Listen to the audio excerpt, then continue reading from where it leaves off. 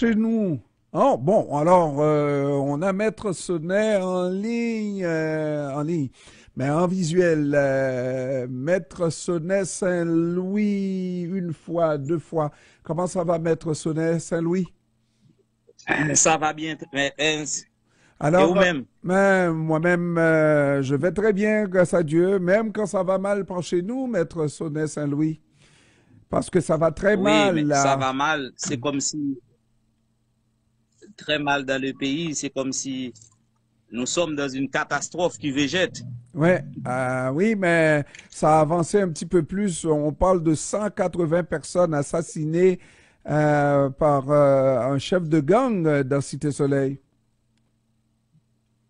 Oui, c'est tout simplement des massacres en Syrie et dans le pays à cause de la défaillance des forces de sécurité nationale qui n'arrivent pas à sécuriser la population. Vous le Hmm. savez très bien, Maître Hens, le premier devoir d'un État, ce n'est même pas de donner la nourriture à ses habitants, c'est de sécuriser ses citoyens et c'est la raison d'être même de l'État, c'est la sécurité de ses citoyens.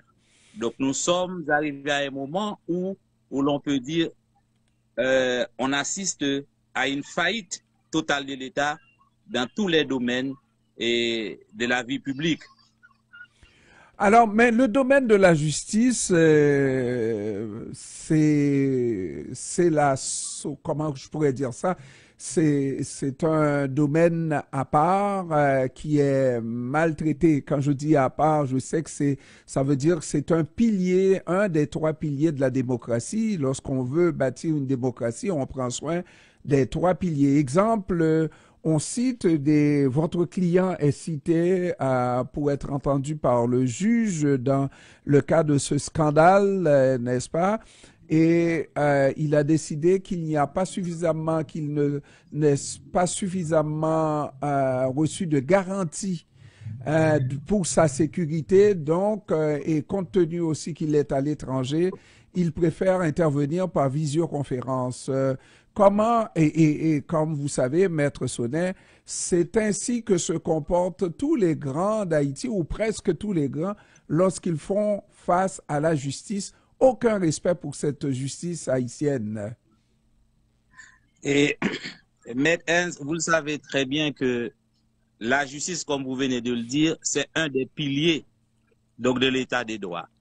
Et la définition classique même de l'état des droits, c'est la soumission des autorités, des gouvernants à la loi, au droit, à la constitution, au même titre que les simples citoyens. Il est vrai que mon client, Raoul Pierre-Louis, a été, a été invité par le juge d'instruction qui instruit actuellement le dossier. Mais la genèse de la question, c'est que dès le départ, et selon l'article 18 de la loi du 12 mars 2014, cette loi fait obligation aux autorités étatiques ou bien aux institutions destinées à la lutte contre la corruption en Haïti de prendre en charge ou de garantir la protection de ceux qui sont les dénonciateurs ou témoins des actes de corruption. Dans une correspondance que mon client avait adressée au premier ministre d'alors, Gary Coney, il lui avait demandé ces garanties de sécurité. Et même la police nationale, le directeur de la police nationale, lui a répondu que, vu les conditions de fonctionnement de la police nationale, donc il n'est pas certain que s'il donne des policiers pour assurer la sécurité de Raoul Pierre-Louis, ce ne sont pas ces mêmes policiers qui procéderont plus tard à son exécution. Donc à ce moment-là, Raoul Pierre-Louis n'avait pas d'autre choix que de se réfugier aux États-Unis, mais Et, il n'est pas dans une situation de fuite ou de défaut de comparaître Maître Sonnet, devant les juges. Il Maître- avait seulement demandé des garanties de sécurité pour qu'il soit présent à toutes les phases de la procédure. OK, Maître Sonnet, j'imagine que vous n'avez pas un document écrit prouvant hors de tout doute que le chef de la police a donné une réponse aussi claire et évidente. Et, non, il l'a donné. Euh, Il l'a donné par parce que écrit, vous voulez me dire par écrit?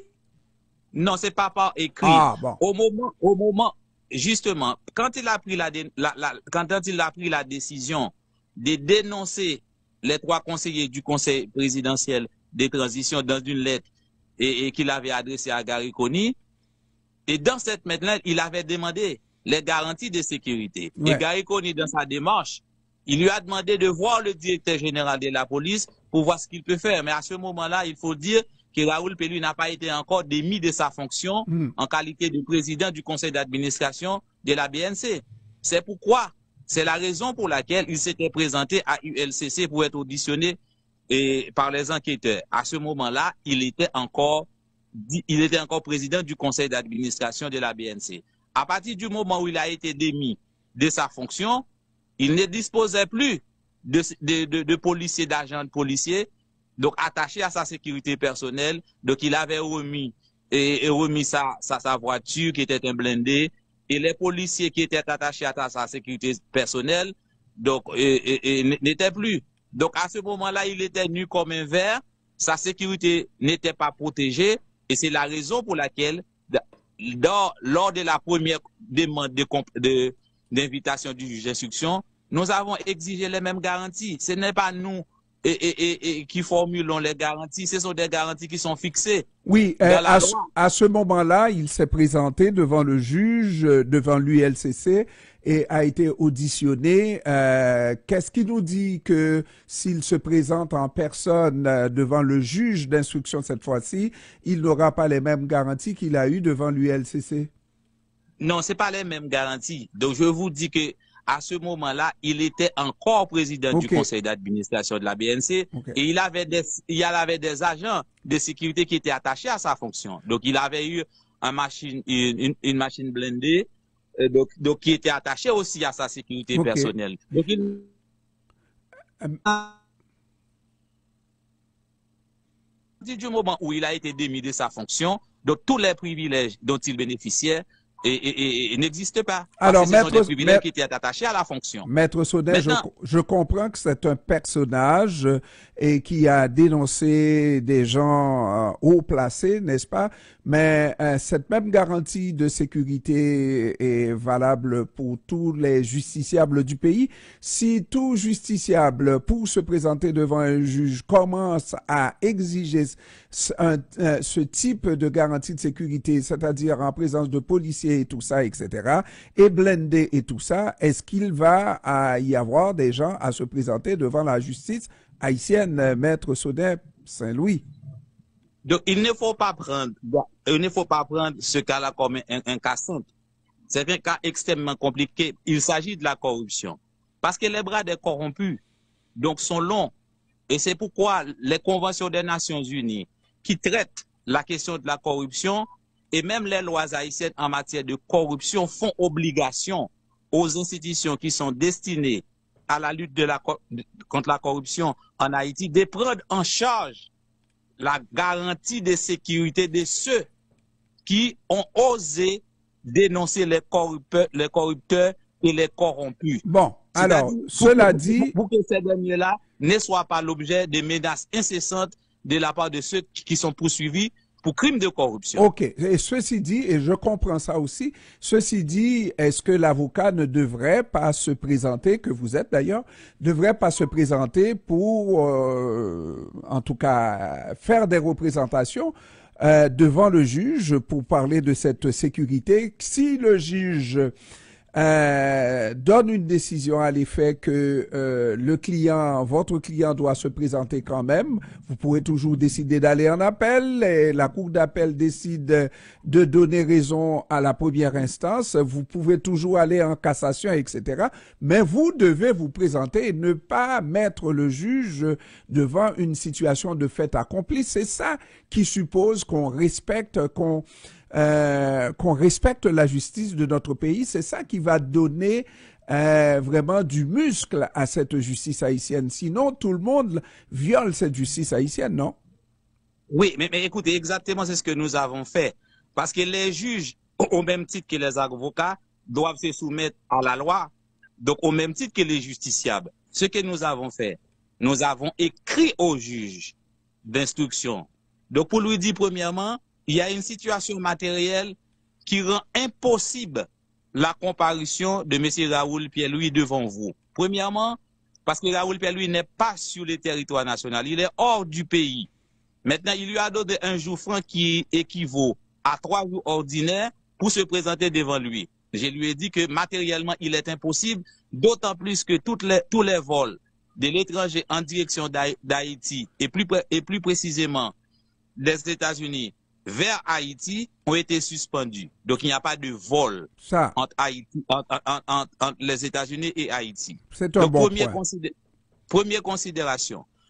La deuxième considération que nous avons faite est la suivante.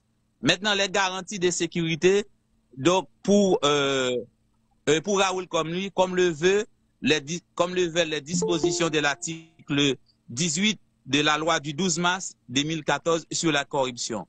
Troisième exigence que nous avons faite au juge, c'est de dire que Raoul Pierre-Louis, c'est un simple citoyen. Il est en face de 3 conseillers présidentiels qui prétendent avoir le titre, le statut de président de la République. Maintenant, ces 3 personnes-là, avec les statuts, leur grade, se trouvent dans une situation avantageuse par rapport à mon client. Et c'est la raison pour laquelle je lui ai dit qu'au nom du principe de l'égalité des armes, donc toutes les parties engagées au procès doivent se trouver sur un même pied d'égalité. Donc nous avons exigé la démission des 3 conseillers du Conseil présidentiel parce qu'ils ont été inculpés. Bon, écoutez. Et quatrième chose que nous avons dit au juge, maintenant, étant donné qu'il y a une impossibilité matérielle pour que Raoul Pierre puisse se présenter devant vous, il y a 2 choses qu'on peut faire. Premièrement, on peut faire l'audition par visioconférence ou du moins par commission rogatoire internationale, c'est-à-dire demander à un juge américain d'auditionner Raoul Pierre-Louis. Donc, les exigences que nous avons faites sont fondées sur le droit. Sauf l'exigence qui concerne la démission des 3 conseillers présidents.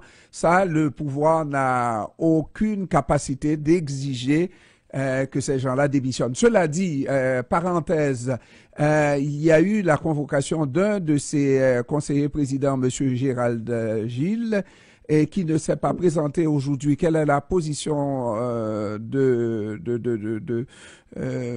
l'avocat de M. Pierre-Louis? Écoutez, c'est une question qui est en train d'être débattue au niveau de la communauté juridique nationale. Moi, je suis professeur de droit constitutionnel à l'Université d'État d'Haïti. Donc, les 3 conseillers ont argumenté que le tribunal, qu'ils ne sont pas justiciables devant le tribunal des droits communs, donc ils ne sont justiciables que devant la Haute Cour de justice pour l'instant. Un tribunal d'exception qui n'existe pas. Mais en vertu de l'article 18 de la Constitution de 1987 qui pose les principes de l'égalité des citoyens devant la loi.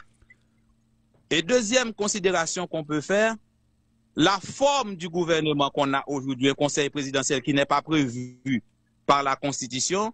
Donc, cette forme de gouvernement est différente de celle qu'on se trouve à l'intérieur de la Constitution de 1987. Donc, ces 3 messieurs-là n'ont pas le statut de président de la République. Par exemple, pour être président de la République au terme de l'article 134 de la Constitution, donc il faut avoir bénéficié du suffrage universel, c'est-à-dire il faut avoir été aux élections, bénéficier de la consécration populaire et avoir un mandat. Donc, le statut du président de la République est défini à l'article 134 de la Constitution. Donc, ces messieurs-là sont justiciables au tribunal des droits communs. Et comme ils n'ont pas répondu à la requête du juge, le juge sera en droit d'envoyer un mandat d'amener contre eux. Voilà. Alors, nous poursuivrons la communication un autre moment, n'est-ce pas? Mais je vous remercie, Maître Sodin Saint-Louis, représentant du président déchu de la BNC, M. Raoul Pierre-Louis. Je vous remercie d'avoir pris du temps pour nous, Maître Sodin Saint-Louis. Merci, Jean-Ernst. Merci, Maître. À la prochaine. Et très prochainement, on a fait un débat au Montréal. Ben oui, très bientôt. Merci beaucoup. D'accord. Merci, au revoir. Merci. Vous saluez tout auditeur CPAM. Merci, au revoir.